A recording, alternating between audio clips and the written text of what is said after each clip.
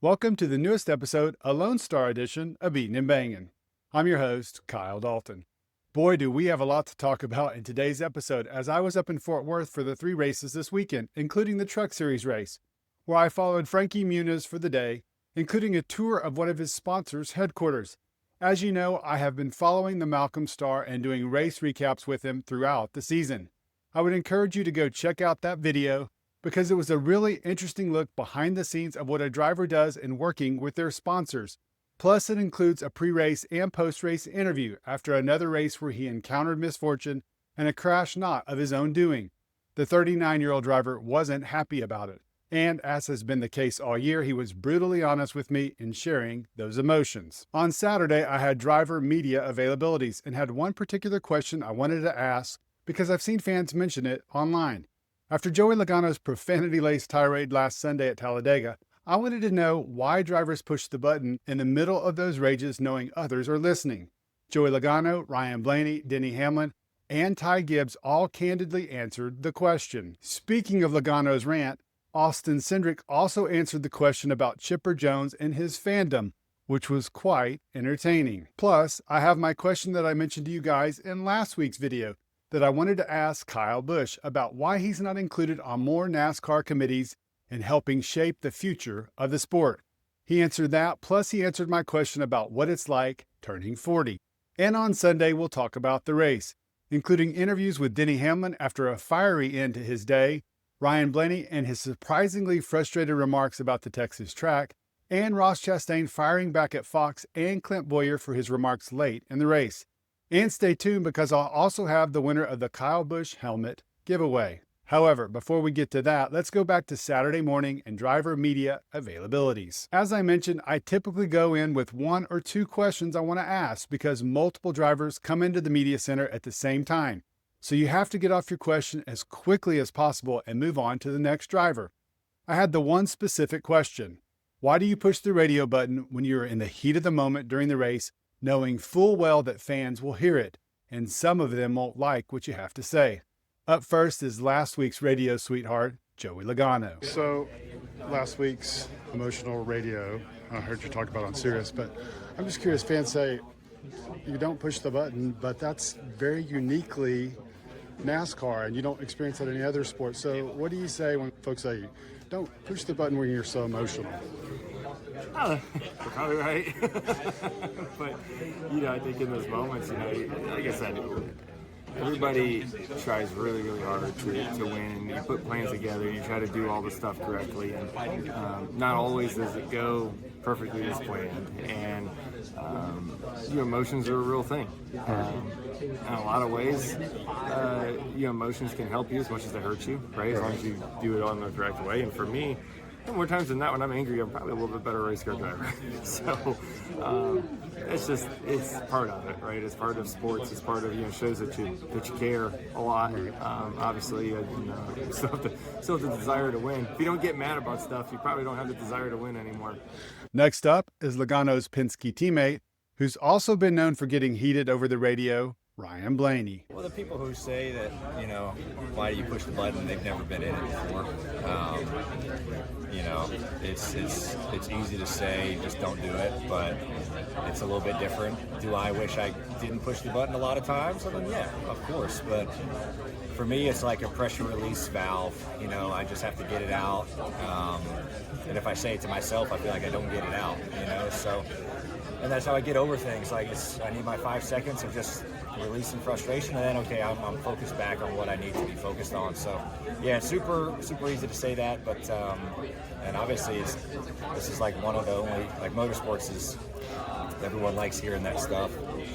If you showed live mics on the NFL sideline, it'd be 10 times worse than whatever you hear us saying. So I wish they'd do that just to get a little bit of comparison.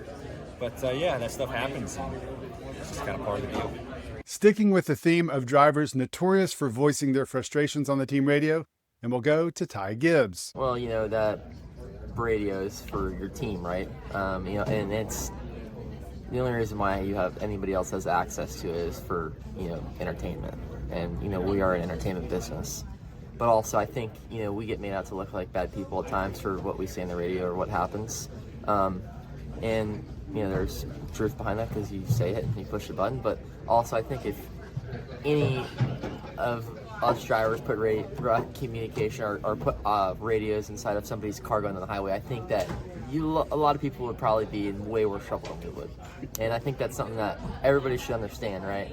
You have fans that, you have people in the stands and people that watch that have never experienced anything like that in racing, but also that have never, all they do is just accuse and cancel you, right? For stuff people say on the radios that are in the middle of, competition, right? And I'm not calling out anybody, but I think it's not fair. Like, nobody should be judged by that, right? I think that there's a certain chance you can be a little bit, but like I'm talking about like the regular fan, calling somebody out and not saying something about somebody else said. It's just like this is the way we communicate with our team. Like that's our only way to do it, right? And everybody's listening to everything. And I don't think that's fair. I think that everybody should kind of understand like it's definitely a lot going on for sure, and I don't know. I'm sure everybody else would be a lot worse off than we would, and stuff they say getting cut off down the highway. There's a lot of traffic getting in here. I'm sure people are fired up getting into this place, right? And we'll wrap up with Gibbs veteran teammate Denny Hamlin, who offered an interesting response. Well, usually if you push the button, it's because you want them to hear it. You want the message to get relayed through the other team. That really is the only reason. I mean, it's why we make verbal threats that, when we get back to that guy, we're going to get him or whatever. Like, you're wanting the other side to hear it. That way they understand your piss. All really interesting answers from the drivers. Now, on the receiving end of Logano's rant last week was teammate Austin Cindric. Baseball Hall of Famer Chipper Jones took to social media and was highly critical of Logano's remarks and complimentary of Cindric after his first win in 2025. The number 2 driver was asked about the baseball legend being a fan. Do you know Chipper Jones at all, and are you a fan? I mean, I know of him. I know who he is. I don't follow too much baseball, but to have someone like that with eyes on our sport, a Hall of Famer, is really cool. Like I said already, the rest of it's a lot of noise, but it's cool to have someone like that behind me. But otherwise, definitely sounds like a NASCAR fan. Pretty funny stuff. Moving on to a more serious subject, and that's after I heard Kyle Busch say last week at Talladega how he's made suggestions to NASCAR and it goes in one ear and out the other. Here's our conversation about it. You're a 2-time champ, future Hall of Famer. What do you feel needs to happen for NASCAR to listen to you or have you on one of those committees? Because obviously you have a lot of wisdom. I have no clue. I think you're asking the wrong person. Go ask all of those others that are in charge of those committees on why they don't want to have Kyle Busch be a part of it. And sticking with the 2-time champ, I couldn't leave without asking him about his 40th birthday, which was the day before on Friday.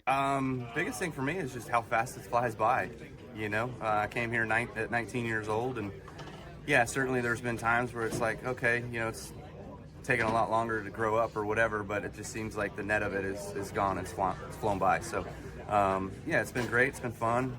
Reflective just on, it's a number, right? I don't feel 40, which is good. I feel no different than I did 7 years ago, so that's a positive. But certainly just want to get back to 7 years ago and the winning ways of what that was. Winning Xfinity races, truck races, cup races, all that. So, we're closing in on that, I feel like. So hopefully we can continue that trend, be strong here at Texas and Kansas and on into the next few weeks of Charlotte. Interesting remarks from a reflective Rowdy. Now, I'm going to be completely honest with you guys. I stayed for most of the Xfinity Series race later in the day, but left early and didn't participate in post-race interviews. That's because my cousin had tickets to the Dallas Stars Game 7 against the Avalanche, which was my first ever NHL game.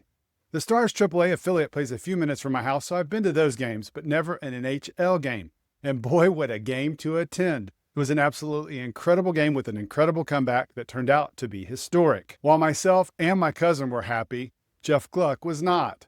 We talked about the game and how he was hoping to attend but wasn't able to on our way to the tweet-up. This Texas tweet-up also included Bob Pockrass, who didn't make it to COTA because he was covering IndyCar. Had a great time hanging out and talking racing with the fans. Following the tweet-up, I headed back to the media center and started working on a couple of stories and didn't go down to the front stretch for driver intros as I've done in the past. And I'm kind of glad I didn't, because I didn't get to see this.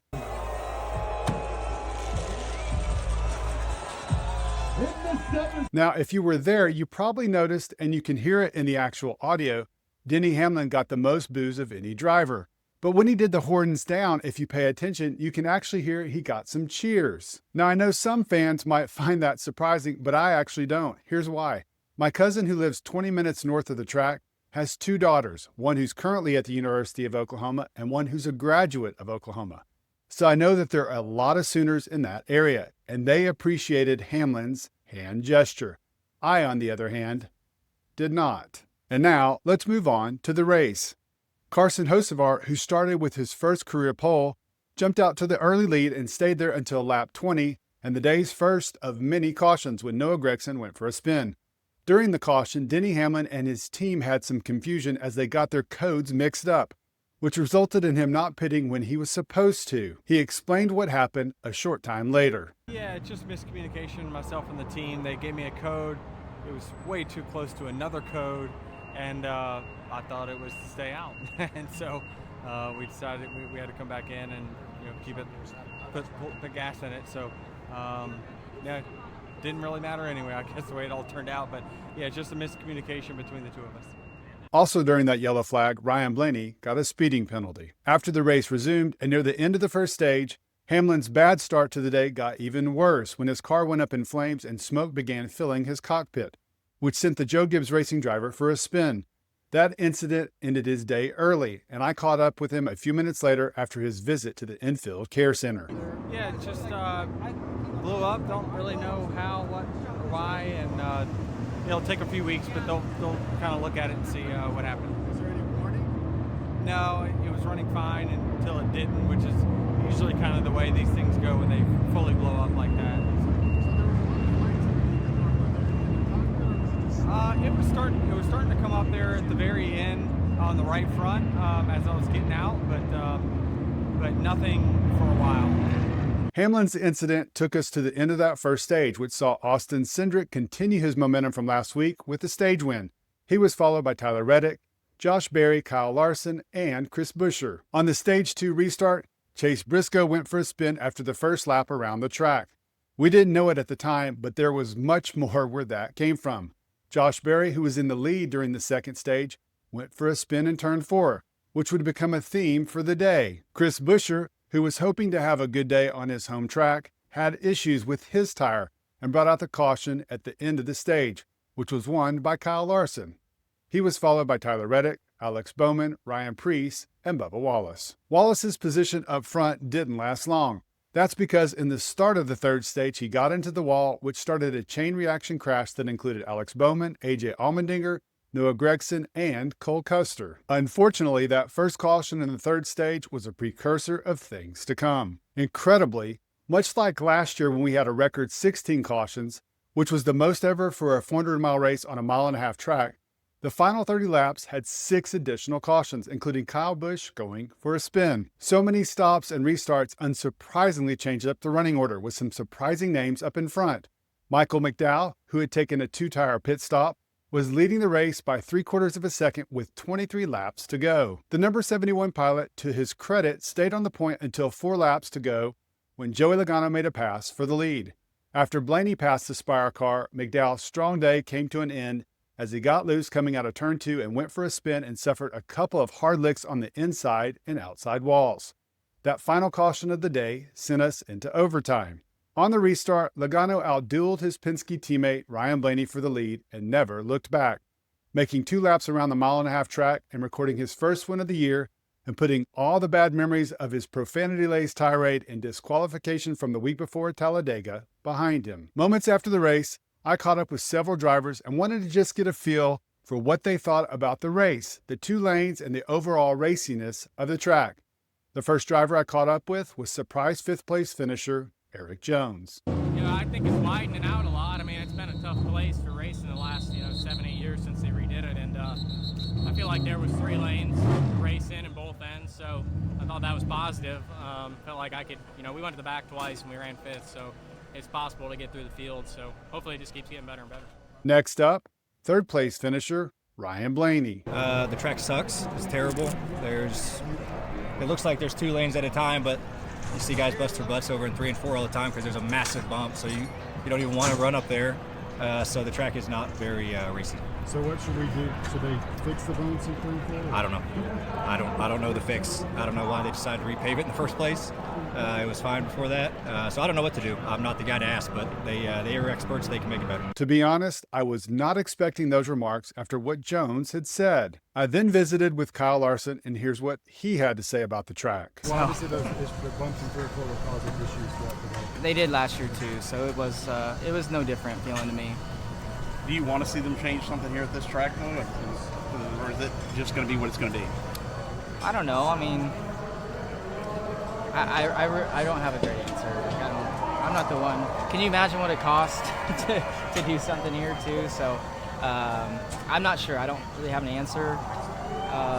It doesn't seem to be changing, as it ages. Like, we're not moving up the track anymore. The bumps keep us from moving up the track in 3 and 4. So I don't know. It's not the worst track, but it could always be better. I mean, you're always going to want more fun, maneuverable, option style racetrack. But you reconfigure it, put progressive banking in it, whatever. It's going to take 4 or 5 years to get good or more. So I don't know. I wouldn't want them to do. I think the easy thing to do to get like immediate exciting crashes and races and all that is to make it like Atlanta, but man, we already have so many speedway races. And finally, I spoke with Ross Chastain and asked him what he thought about it. God, it's same old Texas. We've seen it now since the repave and reconfiguration. Same old Texas to me. Nothing new. With the bumps in 3 and 4, are they getting considerably worse? Same. It's about the same to me. I couldn't go up there in the second or third lane, I guess you'd call it. It's kind of 2.5 lanes up. I couldn't go up there early in the race when I was not confident my car, and then they made some adjustments and got it better, and then I was able to go up there. I saw guys go up there and crash. If I'd have went up there first half of the race, I'd have crashed. So we had to get the car better before I could go up there. But that wasn't the only thing I talked to Chastain about. I also visited with him about the remarks made on the Fox broadcast with 9 laps to go. Here's what they said on the broadcast. Battling for second. And Mr. Where did he come from? Chastain is in the picture. Ross Chastain up to 4th. Eric Jones to 5th. I haven't seen Chastain all day long. Closing laps of this race, money on the line. My man is here. When I mentioned to Chastain what Bowyer said, here is his response. Yeah, the broadcast missing something isn't a surprise. So, we ground through it. It was a slow progression from start of stage 3 when our jack broke. From there, we were back in the high 20s or something, and then drove all the way up to second. So we didn't just appear there. We weren't an overnight success. That was a full stage effort. The broadcast missing something isn't a surprise. Ouch. Where have I heard that before? To be honest, I didn't focus on the broadcast like I normally do away from the track, so I'm really curious to hear what you guys thought about it, since it was the first one without longtime director Artie Kempner. All right, guys, so that's a wrap on today's episode, and I want to hear what you thought about it. Let's start with what I just mentioned. Did you notice any difference in the broadcast? Better camera angles and actually catching the crashes when they happened, instead of being so zoomed in and missing everything? As for the race, what did you think of the raciness of the track? Do you agree with Eric Jones or Ryan Blaney and the other drivers? And what did you think about so many cautions?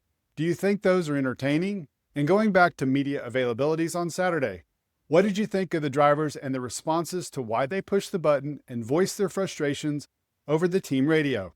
And lastly, for you Kyle Busch fans, what did you think of his comments on not being on any committees and his remarks on turning 40? And lastly, it's time to announce the winner of the Kyle Busch helmet. And I want to thank you guys for your response. There were 91 total responses. And the winner from the draw is Tree Guy 65. That's Tree Guy 65. Tree Guy 65, please send an email to Kyle at Beatin' and Bangin' so I can get you your Kyle Busch helmet. Stay tuned because we'll have more giveaways in the future. Thanks guys for checking out the latest video and supporting the channel. I really and truly appreciate it and hope you have a great rest of your day.